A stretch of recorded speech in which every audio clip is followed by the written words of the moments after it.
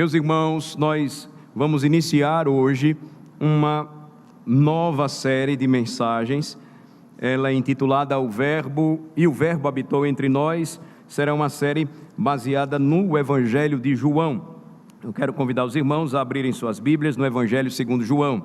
Nós vamos começar hoje esta série de sermões. João, capítulo de número 1.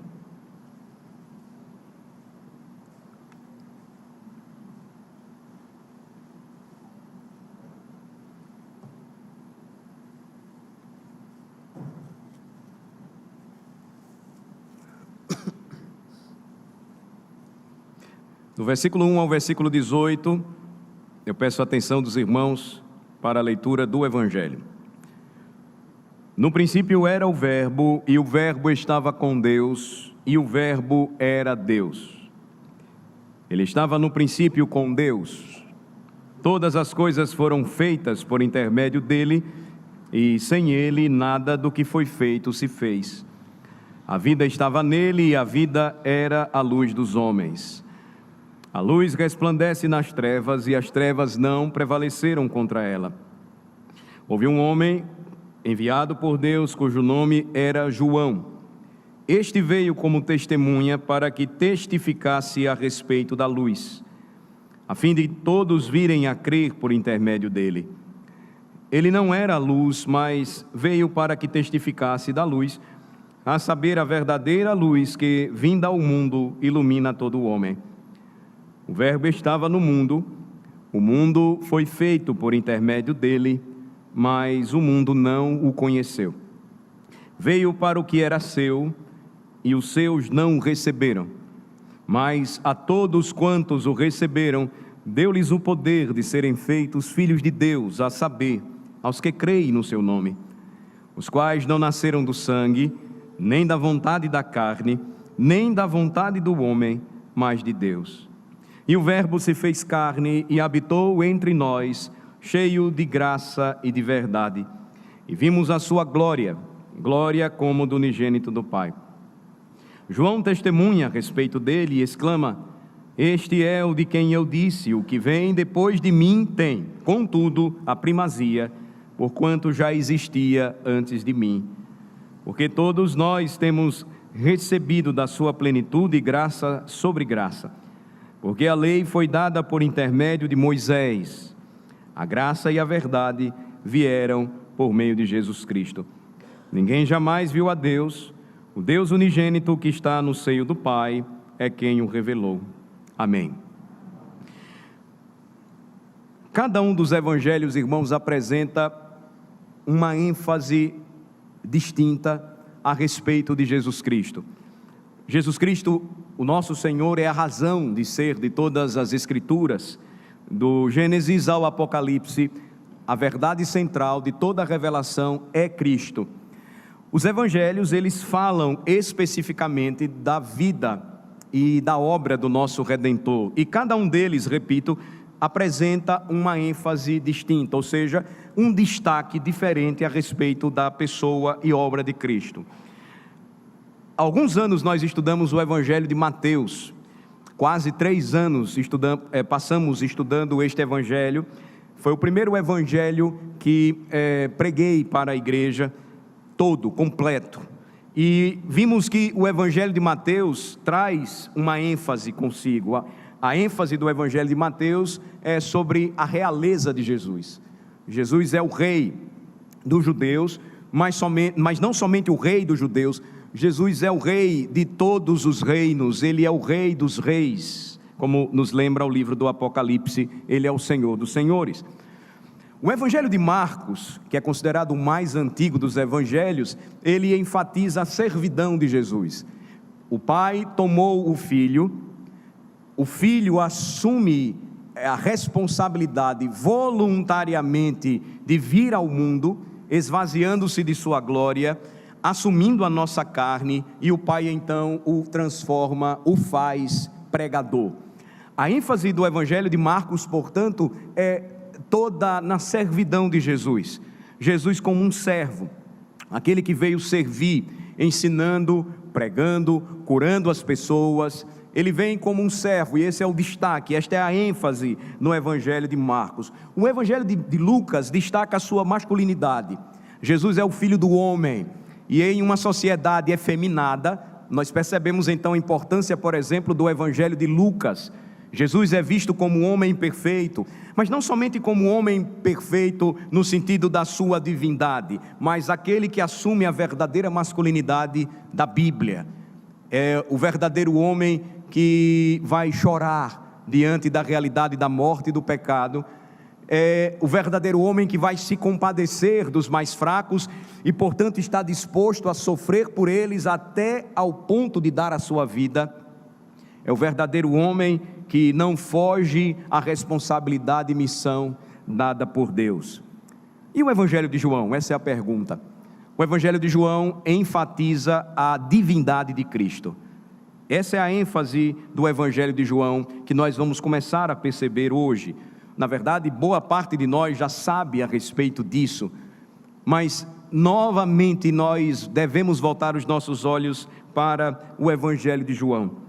Ele vai destacar a divindade de Jesus e como é importante adorar a Cristo no meio da congregação com esta consciência, com este sentimento na alma.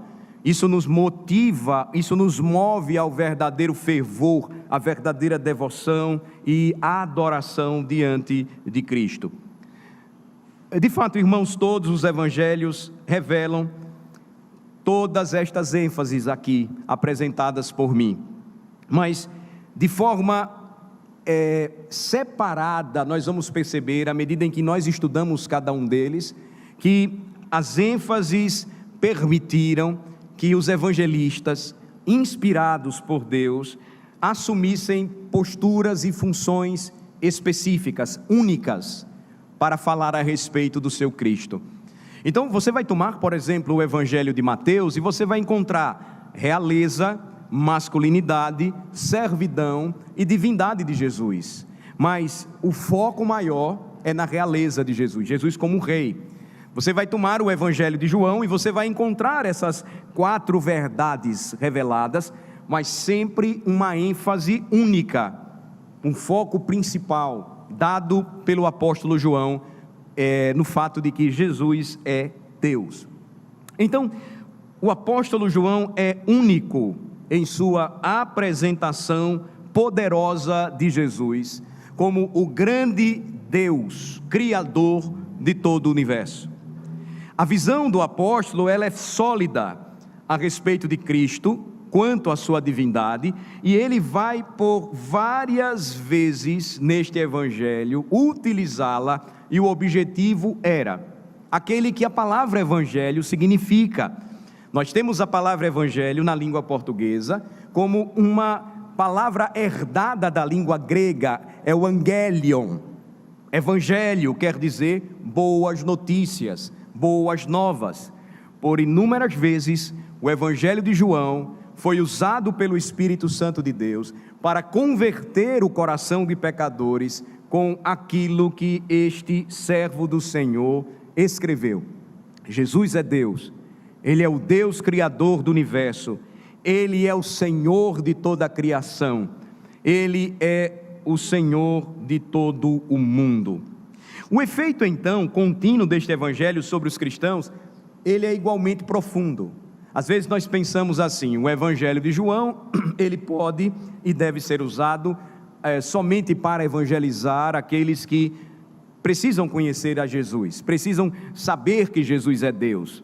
Isso é uma verdade, nós não negamos isso, mas existe um efeito profundo na vida e na alma do crente, quando ele volta os seus olhos para o Evangelho de João. Um efeito profundo, porque no relato de João, os crentes em Cristo vão encontrar uma fonte contínua para expandir, fazer crescer o seu conhecimento a respeito de Jesus, da grandeza do seu Salvador Jesus. Aquele que estuda com seriedade, meditação, reflexão o Evangelho de João, vai descobrir que cada vez que ele retornar ao Evangelho, ele verá Cristo um pouco maior. Cada vez que ele voltar os seus olhos para o Evangelho, ele vai enxergar cada vez maior a Cristo. Me permitam explicar isso com uma ilustração. Na grande obra de C.S. Lewis, as famosas Crônicas de Nárnia, uma das crônicas tem por título O Príncipe Caspian. É um personagem muito conhecido das crônicas de C.S. Lewis.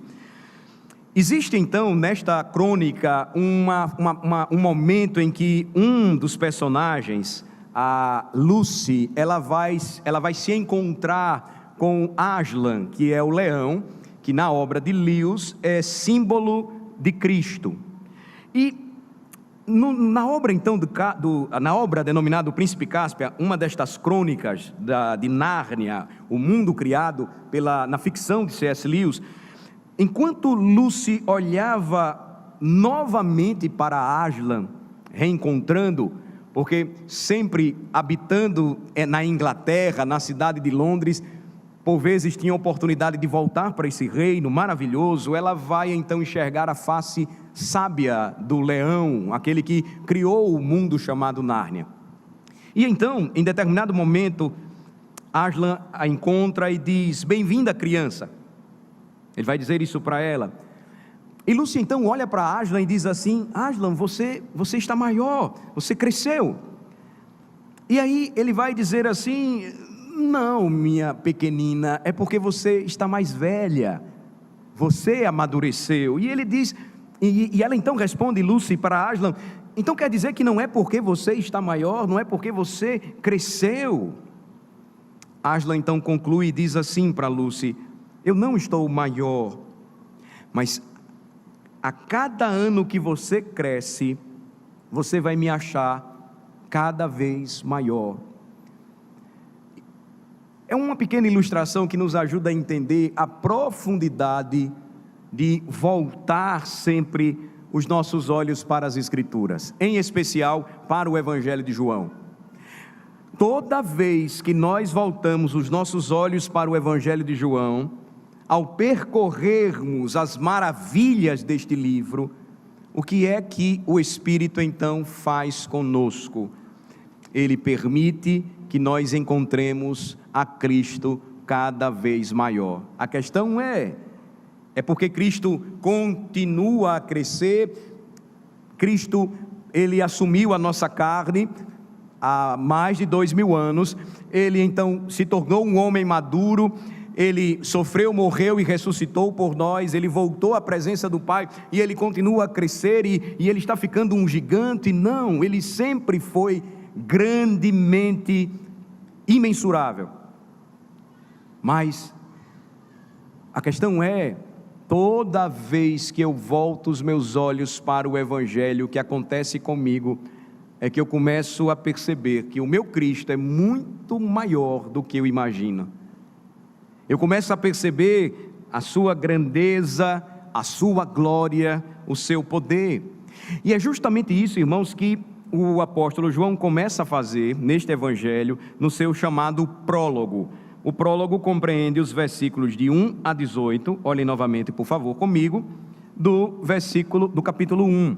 O que é um prólogo? O prólogo é uma escrita preliminar, vem de uma palavra grega chamada prólogos, que sempre diz respeito à introdução de um canto, de uma poesia. No mundo moderno, o prólogo se tornou o chamado prefácio de uma obra. O que é que um prólogo faz? Ele dá uma ideia inicial, ele oferece um gosto ao leitor daquilo que ele vai acompanhar em toda a obra que está pela frente. Esse é o sentido de um prólogo, ou seja, João faz uma escrita aqui, preliminar, preparando o leitor para a grandiosidade de sua obra. Lógico, nós sabemos, ele escreveu aquilo que o Espírito o inspirou para escrever. ele teve a supervisão do Espírito para fazer o seu registro, e essa é a razão porque o Evangelho de João se torna então muito mais espetacular, porque também faz parte da palavra de Deus, é palavra de Deus. Então nós temos o prólogo, ele é considerado, este prólogo do Evangelho de João, uma das seções mais extraordinárias da Bíblia. Toda vez que nós lemos, e eu acredito que essa seja a experiência que você tenha, toda vez que lemos o prólogo do Evangelho de João, capítulo 1, versículos de 1 a 18, nós ficamos cada vez mais admirados com a grandeza deste livro. No passado, alguns então acreditavam que este prólogo fez parte de um hino cristão antigo. Ele era chamado o hino do Verbo encarnado. É assim que o prólogo começa. Ele começa chamando a Cristo de a palavra ou o Verbo. É uma palavra conhecida na língua grega. Aqueles que estudam humanidades ouvem falar sobre ela, principalmente no campo da filosofia, a palavra logos. Logos é razão, palavra ou verbo, no sentido de comunicação na língua grega. Notem que o apóstolo João faz questão de apresentar em seu prólogo, em sua escrita preliminar, Jesus deste modo. E isso levou então muitos a acreditarem que este se tornaria o hino do Verbo encarnado, pois a encarnação de Cristo é seu assunto, é o que ele apresenta nesta escrita preliminar, e vai desenvolvê-la. A partir da doutrina da encarnação, o glorioso Cristo vem ao mundo e então traz salvação para o seu povo, e ele faz isso de uma forma bem poética. Você vê como ele usa as palavras. No princípio era o Verbo, e o Verbo estava com Deus, e o Verbo era Deus. Ele usa esta forma de linguagem, esta cadência no colocar das palavras, mas muito mais. Veja que este prólogo nos apresenta algumas das ideias principais do livro. Vocês lembram quando eu disse que o prólogo ele tem esse objetivo? Ou o prefácio de uma obra, apresentar as principais ideias que serão trabalhadas em um livro. É justamente o que o apóstolo João faz aqui. Ele vai dizer que o Cristo cósmico, o Senhor de todo o universo, veio como luz ao mundo. Ele sofre rejeição, mas segundo o versículo 16, vai manifestar graça sobre graça a aqueles que o receberam. Mas a todos quantos o receberam, deu-lhes o poder de serem feitos filhos de Deus. Versículo 12, aí, a saber, aos que creem no seu nome. Então, se é um hino, ou se foi utilizado como um hino, nós não sabemos, não temos precisão para afirmar, mas é uma preliminar de tudo aquilo que nós vamos ver. Isso nós podemos afirmar. O mais importante é aquilo que ele traz para nós. Observem mais uma vez, versículos de 1 a 3. Vamos pensar se foi um hino mesmo, cantado pelos antigos, o hino do Verbo encarnado. Ele nos dá uma sensação, versículos de 1 a 3, da grandeza incomparável de Cristo, em primeiro lugar. Ele nos dá essa sensação da grandeza incomparável de Cristo. Número 2, versículos de 4 a 13, ele nos dá uma sensação da grandeza do amor de Cristo. Terceiro, versículos 14 a 18, ele nos dá uma sensação da grandeza da graça de Cristo.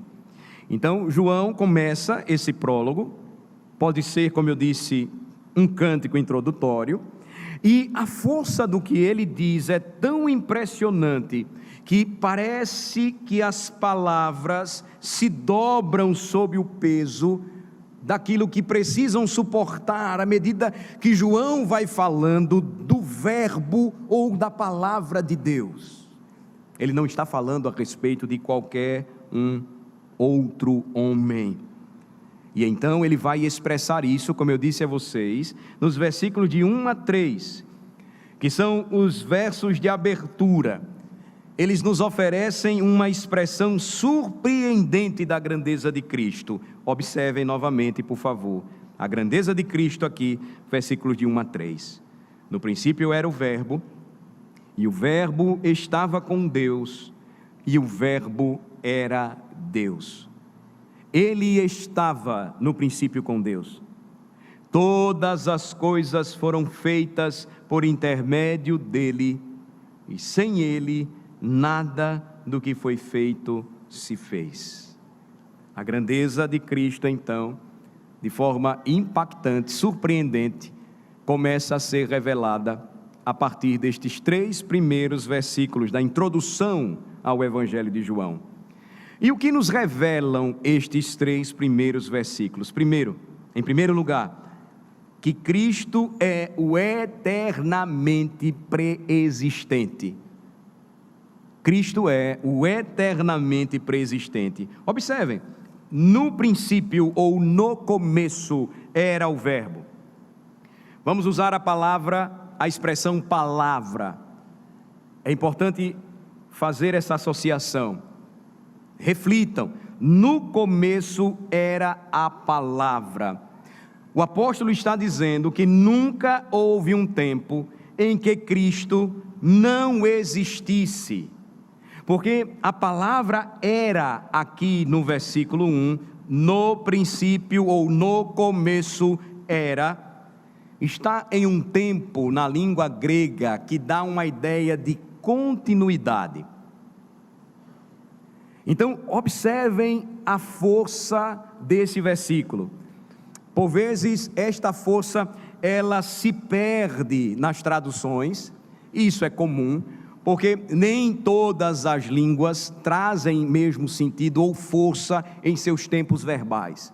Mas a ideia aqui, gravem isso, é de que há uma continuação.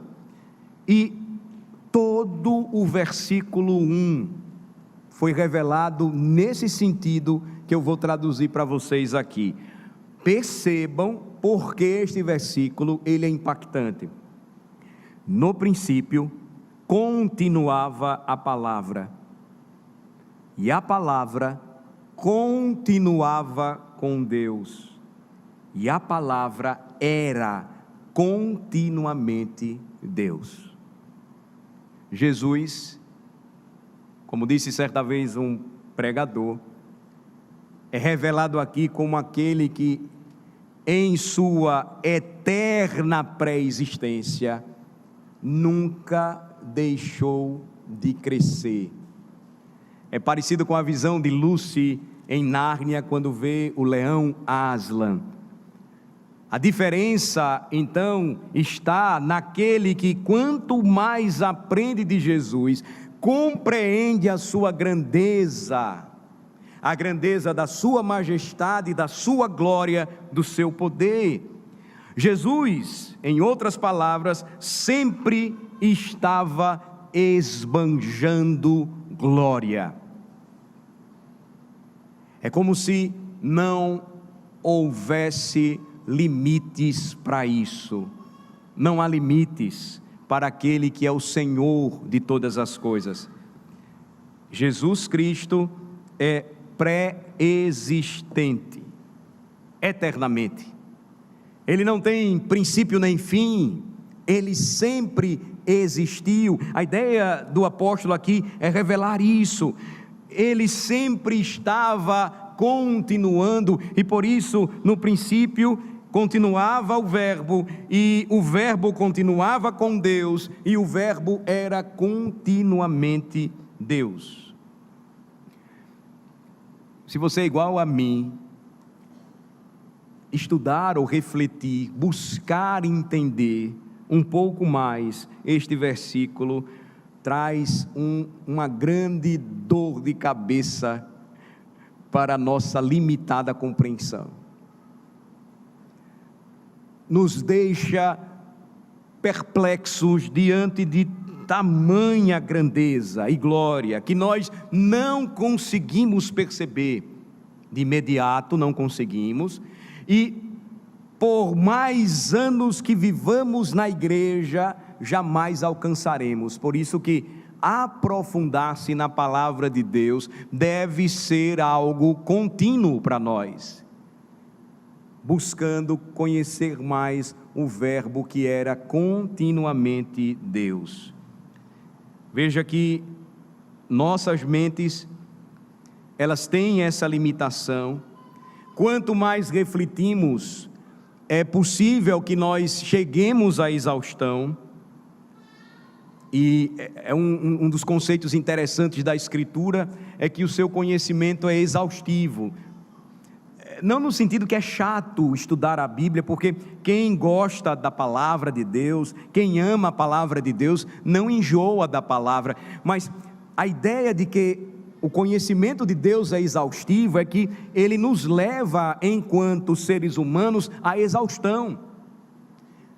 Porque se nós continuamente meditamos sobre estas coisas, a nossa alma começa a ser preenchida de tal conhecimento, e nós paramos um pouco e dizemos: meu Deus, Tu és tão grandioso, a glória do meu Cristo é tamanha, que eu não consigo suportar tamanha glória diante dos meus olhos, dos meus ouvidos, da minha alma.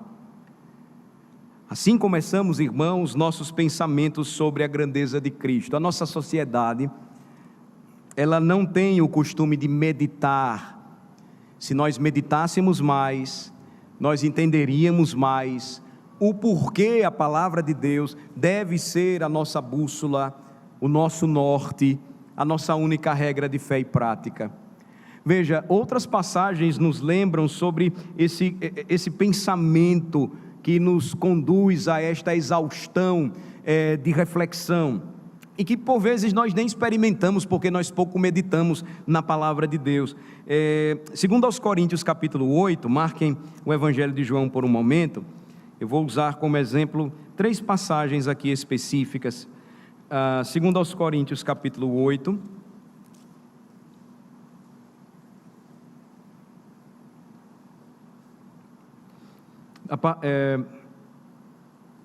segundo aos Coríntios 8, a partir do versículo 8.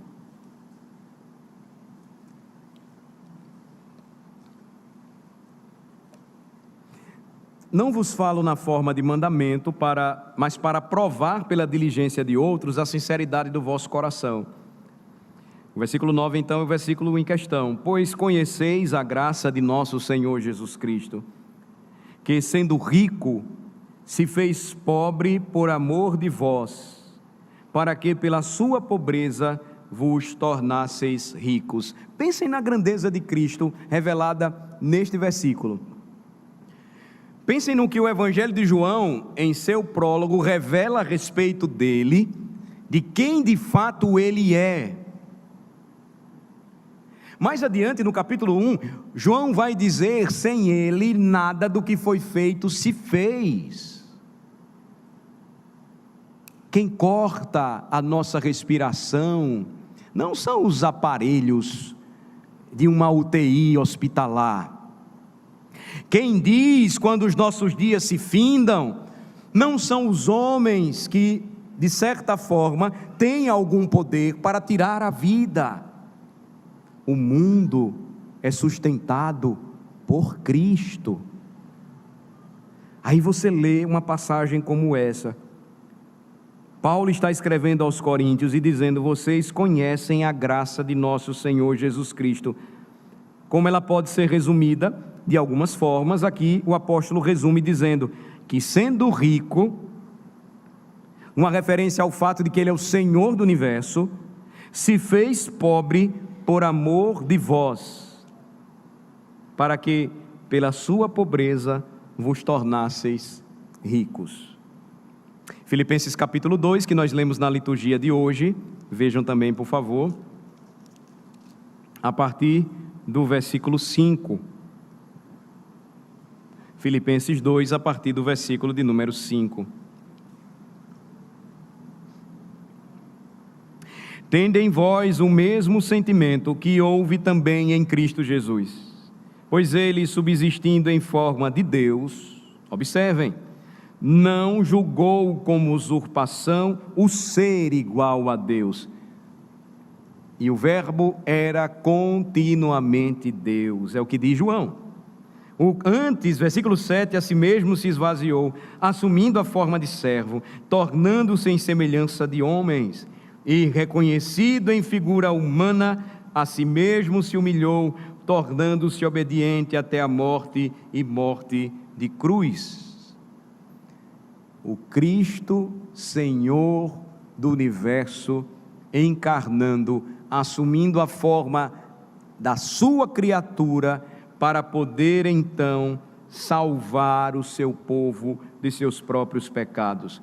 Reconhecido em figura humana, tornou-se em semelhança de homens, assumindo a forma de servo.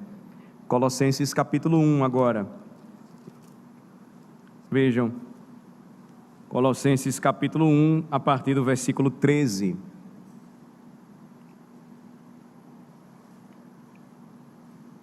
Cristo, portanto, eternamente pré-existente, é gloriosamente revelado no Evangelho.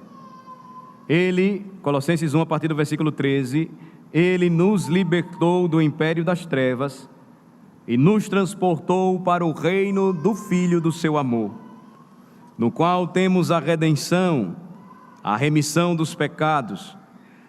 Quem é Jesus? Observe, versículo 15, este é a imagem do Deus invisível, e o Verbo era Deus, o primogênito de toda a criação, não como o primeiro gerado, mas tomando o conceito hebraico de primogenitura. O primogênito era o herdeiro de todas as coisas pertencentes ao Pai. Pois nele, versículo 16, foram criadas todas as coisas, nos céus e sobre a terra, as visíveis e as invisíveis, sejam tronos, sejam soberanias, quer principados, quer potestades, tudo foi criado por meio dele. A primeira prova bíblico-teológica da doutrina da Trindade Santíssima se encontra no primeiro livro da Bíblia, e não é em Gênesis 1, versículo 26, também. Primeiro, você encontra nos versículos iniciais de Gênesis, capítulo de número 1. No princípio criou Deus o céu e a terra, o Pai. A terra, porém, estava sem forma e vazia, e o Espírito de Deus pairava por sobre as águas. Deus cria a matéria disforme, o Espírito de Deus, a terceira pessoa da Trindade, pairava por sobre as águas. Disse Deus, haja luz, e houve luz. A partir daí, você tem então uma revelação inicial daquele que mais adiante seria revelado como o Verbo e a palavra de Deus. Haja luz.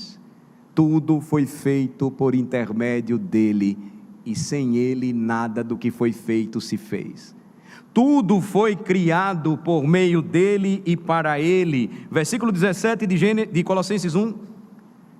Ele é antes de todas as coisas, nele tudo subsiste. A grandeza de Cristo, portanto, revelada nos 3 primeiros versículos de João capítulo 1, falam sobre a pré-existência eterna do nosso Senhor e Salvador, mas também revela algo a respeito do seu eterno relacionamento em Trindade.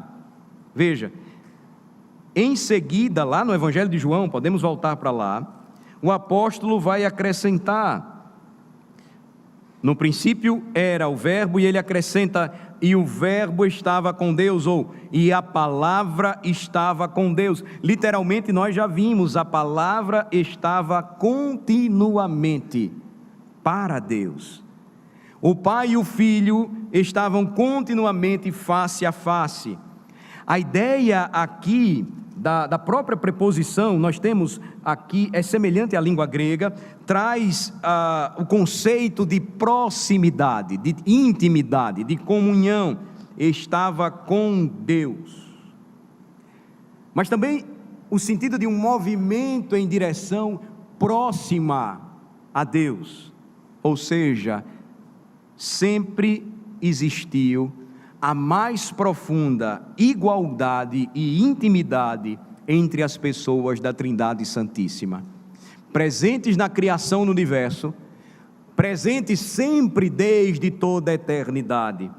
Mais uma vez, as nossas mentes, elas ficam impactadas, elas cambaleiam quando nós pensamos como sempre foi possível esta alegria, intimidade e comunhão constantes entre o Pai e o Filho, sem começo e sem fim, comunhão perfeita, intimidade perfeita. Quando você e eu pensarmos sobre Jesus, jamais esqueçamos este fato: Ele é o eternamente preexistente, o seu relacionamento com o Pai sempre foi eterno, com o Espírito Santo também. Ele vai falar isso no próprio Evangelho de João mais adiante. Mas esse destaque aqui, ele é muito importante no início do Evangelho: a comunhão do Pai com o Filho, a intimidade do Pai com o Filho, a semelhança do Pai com o Filho.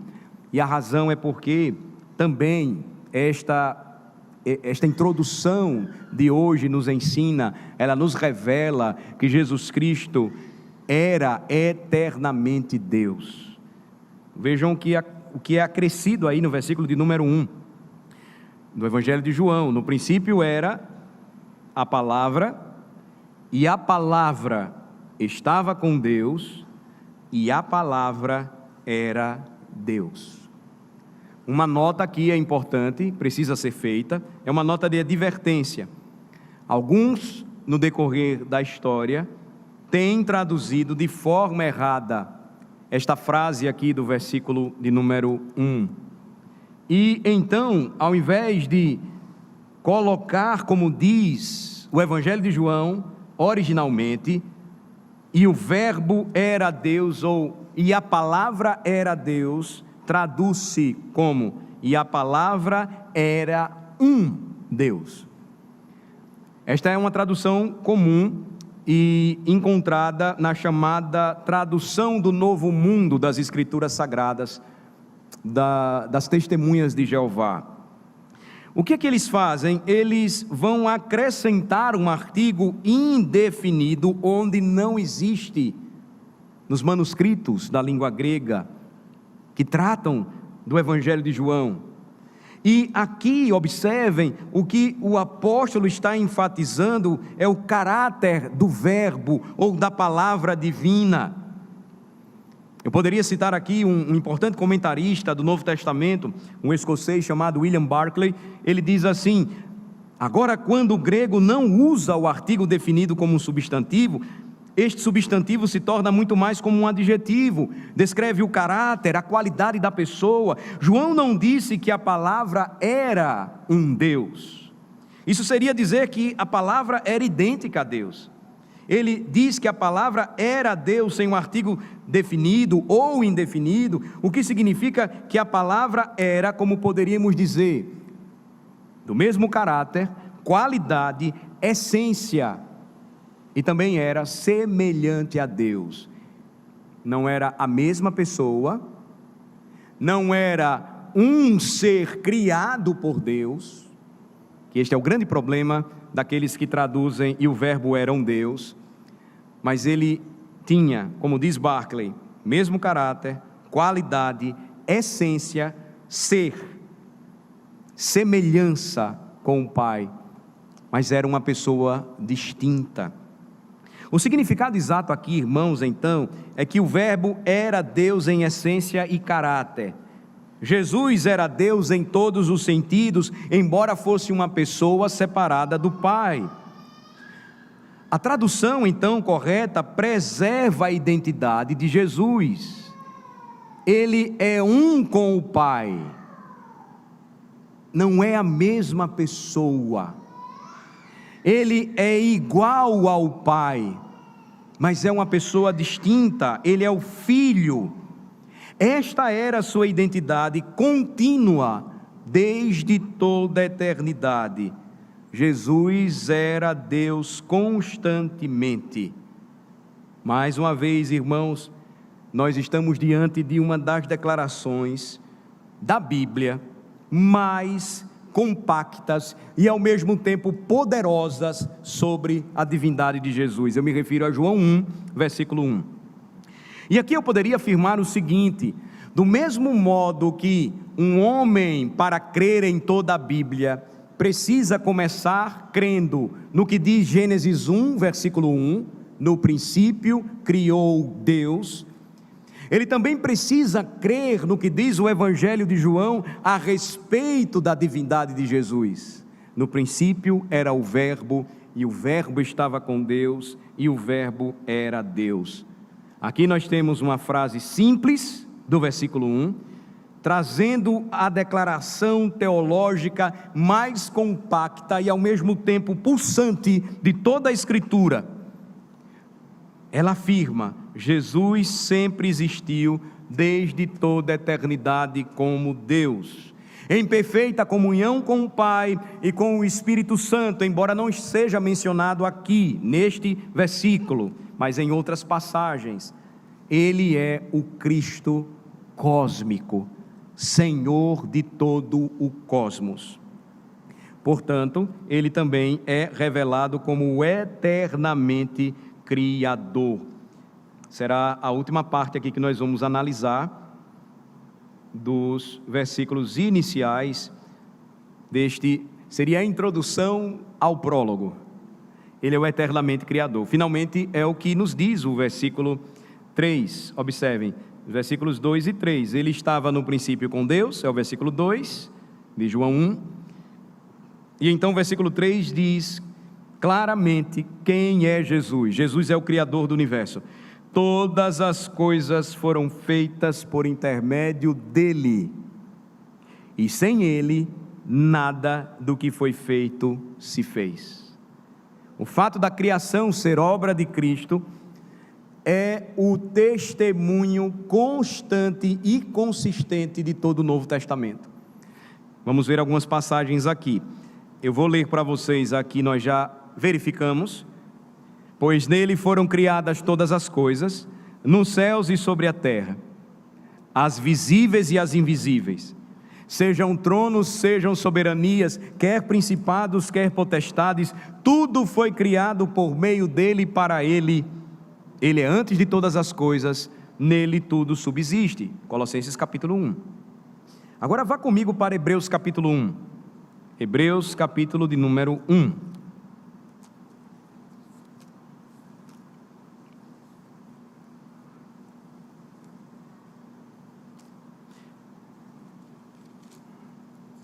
Versículos de 1 a 3. Havendo Deus outrora falado muitas vezes e de muitas maneiras aos pais pelos profetas, nestes últimos dias nos falou pelo Filho, a quem constituiu herdeiro de todas as coisas, pelo qual também fez o universo. Versículo 3, ele que é o resplendor da glória e a expressão exata do seu ser, sustentando todas as coisas pela palavra do seu poder, depois de ter feito a purificação dos pecados, assentou-se à direita da majestade nas alturas. Lerei o versículo 4. Tendo se tornado tão superior aos anjos, quanto herdou mais excelente nome do que eles. Hebreus inicia, a carta aos Hebreus se inicia, dizendo que nos últimos dias, o Deus, o Pai, falou por meio da palavra. A palavra sempre esteve presente Pedro, em sua primeira carta, vai dizer que todos os profetas falaram a respeito das grandezas e das promessas de Deus pelo Espírito de Cristo. A palavra sempre foi o meio pelo qual o Senhor revelou a sua vontade para o seu povo. O verbo ou a palavra criou todo o universo e também traria nova criação para aqueles que estavam mortos em seus delitos e pecados. Versículo 2 então diz aí que o Filho foi constituído herdeiro de todas as coisas. Ele fez o universo. Ele é o resplendor da glória de Deus. Versículo 3, Ele é a expressão exata do ser de Deus. Ele é o Criador de todas as coisas. E quando nós falamos que Jesus é o Criador, esta é uma afirmação mais abrangente, mas quando eu falo isso, eu também quero me referir ao que a segunda parte do versículo 3 também afirma: sustentando todas as coisas pela palavra do seu poder.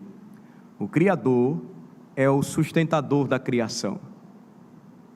O Criador não fez o universo e o largou para que então sozinho se autossustentasse. O Criador é também o provedor de tudo aquilo que criou. Mais uma vez, irmãos, nós somos impactados com o que a palavra fala do nosso Redentor. Por vezes a nossa expressão de louvor, ou o nosso sentimento de gratidão, ele é tão pobre diante de Deus, porque pouco meditamos sobre quem é Jesus. E aí rapidamente nós dizemos: Ele é o meu Salvador, Ele me salvou, Ele é o meu Redentor, Ele perdoou os meus pecados. E essa é uma verdade gloriosa, mas não é toda a verdade. Ele é Senhor. Ele é Senhor de todo o universo, não somente da igreja, de modo que todas as coisas se sustentam ainda hoje pelo poder da sua palavra. É o que o autor aos Hebreus então afirma. Apocalipse também nos diz: Tu és digno, Senhor e Deus nosso, de receber a glória, a honra e o poder, porque todas as coisas tu criaste, sim, por causa da tua vontade vieram a existir e foram criadas. Jesus é eternamente Criador. 1 Coríntios, abram comigo, capítulo 8, versículo 6, por favor. Esta é a última referência que eu vou citar como reforço aos primeiros 3 versículos de João capítulo 1. 1 Coríntios capítulo 8.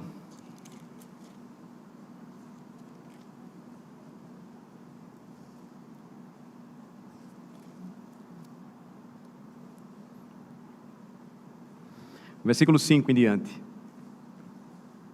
Porque ainda que há também alguns que se chamam deuses, quer no céu ou sobre a terra, como há muitos deuses e muitos senhores. Versículo 6 é chave aí. Todavia para nós há um só Deus, o Pai, de quem são todas as coisas e para quem existimos, e um só Senhor, Jesus Cristo, pelo qual são todas as coisas e nós também por Ele. Ele é o eternamente Criador. Ele estava no princípio com o Pai. Ele sempre foi a palavra viva do Pai, o Verbo de Deus. Tudo passou a existir por sua palavra viva, Cristo.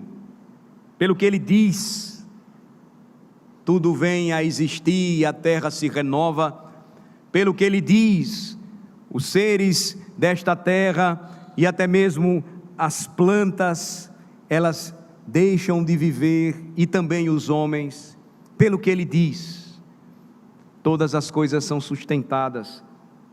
Pelo que Ele diz, Ele faz novas todas as coisas. Existem pelo menos, irmãos, 100 milhões de galáxias no espaço que nós conhecemos. 100 milhões de galáxias. Na galáxia média apenas existem cerca de 100 bilhões de estrelas. 100 milhões de galáxias no espaço conhecido pelos homens.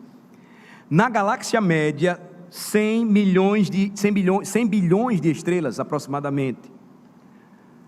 Albert Einstein, ele cria que conseguimos escanear com os nossos maiores telescópios apenas 1/bilionésimo do espaço conhecido, chamado espaço teórico.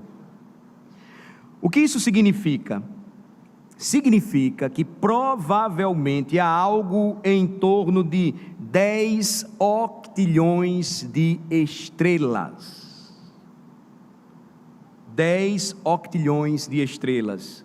Seriam 10 com 27 zeros atrás dele. Isso apenas o que nós conhecemos. E o que é que a palavra viva de Deus nos diz nesta manhã? Jesus criou todas elas. E mais, Jesus chama todas elas pelo nome. Isso não nos leva à exaustão? Nós começamos a ouvir estas coisas e parece que nós vamos ficando pequenos e parece que nós vamos cansando. E esta deve ser a reação quando nós ouvimos falar sobre quem Cristo é. Deve nos humilhar, deve nos fazer retroceder da nossa arrogância, da nossa autossuficiência, daquilo que nós por vezes gostamos de dizer é meu, eu possuo estas coisas, eu sou isto ou aquilo, eu conquistei por meu esforço. Tudo isso é real, mas quando se tem uma consciência maior, a conclusão é diferente. Eu faço parte de um universo que tem aproximadamente 10 octilhões de estrelas no universo. E não somente eu, mas tudo que foi criado, o que se pode ver e o que não se pode ver. Colossenses vai falar, Colossenses 1, que Ele também é Senhor do mundo invisível, do reino espiritual. Tudo pertence a Jesus. Você percebe como é fraca a teologia então que diz que nós devemos dar uma chance para Ele? É pobre a teologia que anuncia um Cristo fraco, que tem que aceitar os nossos caprichos e as nossas imposições. Nós não estamos em posição para isso. Você começa a compreender porque a palavra de Deus diz que nós somos pó. E é o que eu testemunho em cada sepultamento, somos pó. Voltamos para o lugar de onde o Senhor nos tirou, de onde o Senhor nos criou. Nós somos pó. As nações são vistas por Isaías, a revelação que ele teve de Deus, como um pingo de uma gota que cai em um balde. Jesus, irmãos, não é apenas o Criador do macrocosmo universal, mas também Ele é o Senhor do microcosmo, no universo interno, por exemplo, de um átomo. Em Colossenses, como eu citei, nós temos a explicação que tanto o átomo como o universo, interno e externo juntos, são criação de Jesus Cristo, a palavra viva de Deus, e são sustentados por Ele. Nele todas as coisas se mantêm juntas. A ideia de que Ele mantém tudo em união. Nele tudo subsiste. Eu quero concluir essa mensagem introdutória lembrando a mim e a vocês nesta manhã que por essa razão nós podemos confiar nesse Deus maravilhoso que se revela no Evangelho de João, Jesus Cristo, para tudo, absolutamente tudo. Nós devemos confiar nele em tudo, ou com tudo o que temos e somos, porque ele é o Criador de todas as coisas. Ele sabe exatamente o que é a sua criação, o que o seu povo pactual, a igreja, precisa. Me permitam contar aqui uma outra história.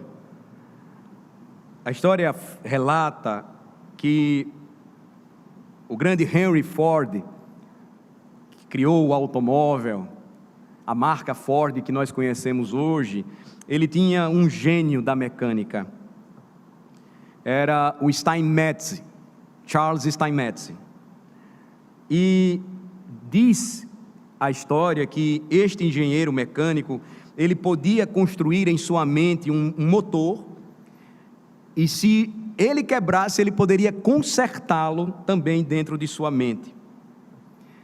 Então, quando ele projetava e construía alguma coisa, aquilo que ele projetava e construía funcionava com precisão. Então um dia a linha de montagem da fábrica de Ford quebrou, e nenhum dos homens de Henry Ford conseguiu consertar o que quebrou, e então eles vão chamar o Steinmetz. E aí ele chega lá na fábrica, ele vai mexer alguns minutos lá nas máquinas, ele vai ligar o interruptor, e depois então a linha de produção e de montagem começou a funcionar perfeitamente. Dias depois, Ford então recebe uma conta desse gênio da mecânica, no valor de $10 mil. Ele mandou lá, cobrou o valor do seu serviço. Ford então vai escrever de volta e vai dizer assim, veja que interessante: Charlie, você não acha que sua conta é um pouco alta para apenas um pequeno ajuste? Steinmetz então vai responder, enviando de volta a conta, só que com a seguinte revisão. Ele vai botar então, descrito: ajuste $10. Saber onde ajustar, $9.990. Ele criou, ele sabia consertar, e ele sabia então o que cobrar. Só ele poderia resolver. O Evangelho de João hoje, irmãos, nos chama para a seguinte reflexão. Ela deve nos preparar para o que ainda nós vamos aprender juntos. Só Jesus, porque é o nosso Criador, sabe onde os ajustes precisam ser feitos em nossa vida. Você precisa crer nisso. Quando confrontado pela palavra dele, você precisa crer nisso. Só Jesus, porque criou você e a mim, sabe onde os ajustes devem ser feitos em nossa vida, para que então vivamos em perfeita ordem. Sem Jesus, a nossa vida para, assim como a linha de produção de Henry Ford. Só ele pode consertar onde nós temos caído, onde nós temos errado, onde a palavra nos confronta nesta manhã. Cristo sempre sabe qual parafuso apertar da nossa vida, qual cinta ele deve soltar, qual a octanagem mais benéfica da nossa alma. Só ele sabe fazer isso conosco. E nós aprendemos mais uma vez hoje, nós aprendemos que ele pode fazer tudo isso, porque ele é o nosso Criador. Jesus é o nosso Criador. Ele se fez o nosso Redentor, para que então nós redescobríssemos esta preciosa verdade. Não é correto viver neste mundo tendo a Cristo somente como Salvador. Este não é o Evangelho. É preciso crer nele como Senhor, consequentemente, como Criador de todas as coisas, e se submeter à sua palavra. Eu encerro perguntando, nesta manhã, a você: você tem descansado nele? Você tem confiado em sua palavra, buscando entender que só ele pode fazer os ajustes certos em sua vida, para que você então caminhe em perfeita ordem, desenvolvendo a sua salvação com temor e tremor? Você tem confiado sua vida a Ele, Jesus Cristo? É uma palavra importante para nós, diante do que nós estamos vivendo. Pensem nos inúmeros vídeos que têm sido compartilhados de cristãos que não deixaram a sua terra em meio à guerra. Eu me refiro à Ucrânia, e mesmo diante da guerra, eles continuam louvando a Deus, procurando lugares para louvar a Deus, enquanto você parou de vir para a igreja, enquanto você falta à igreja por qualquer razão. E quando você faz isso, você despreza tudo aquilo que Cristo fala a respeito de si mesmo. Você age por si, e você não percebe que a sua vida está desajustada, que os parafusos estão todos soltos, e de repente o seu motor vai bater. E o que você vai responder na eternidade perante o Criador? Considerando o que nós vimos hoje, se não considerarmos seriamente a grandeza de Cristo como cristãos neste mundo, nada mais fará sentido para nós, nada mais. Nós vamos viver sem qualquer esperança, nada mais fará sentido para a nossa alma. Eu espero que você se anime comigo para esta nova caminhada, esta nova aventura de conhecer o Evangelho de João ainda mais.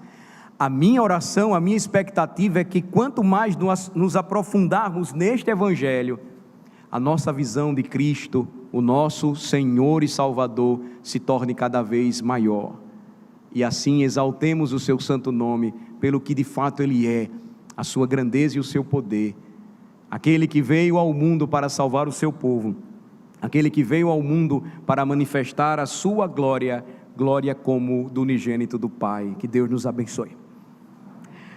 Ó Senhor nosso Deus e Pai, visita-nos nesta hora, também aplicando a Tua palavra ao nosso coração.